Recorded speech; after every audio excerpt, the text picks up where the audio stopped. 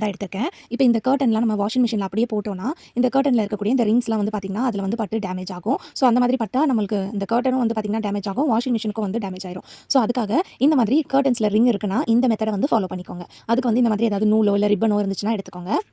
இப்போ இந்த ரிங்ஸ் எல்லாத்தையும் ஒன்றா வந்து செக்யூர் பண்ணிவிட்டு நல்லா டைட்டாக இந்த ரிப்பனை வச்சு இந்த மாதிரி முடிச்சு போட்டுக்கோங்க.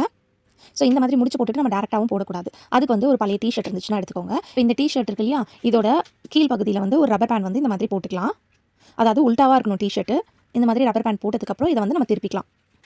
ஸோ இந்த மாதிரி கழுத்து பகுதி இருக்கு இல்லையா, அதை வந்து நீங்கள் திருப்பிக்கோங்க. ஸோ இந்த மாதிரி திருப்பினா உங்களுக்கு இப்படி இருக்கும். இப்போ இந்த ஒரு பேக்கெட் மாதிரி இருக்கும். இந்த பேக்கெட்டுக்குள்ளே வந்து நீங்கள் நம்ம ரிப்பன் வச்சு கட்டி வச்சுருக்கோம் இல்லையா, அந்த கர்ட்டன் அதை எடுத்துட்டு இதை பிடிச்சி இந்த மாதிரி ஃபுல்லாக டைட்டாக ஒரு ரிப்பனை வச்சு நீங்கள் கட்டி நாட் போட்டுக்கோங்க.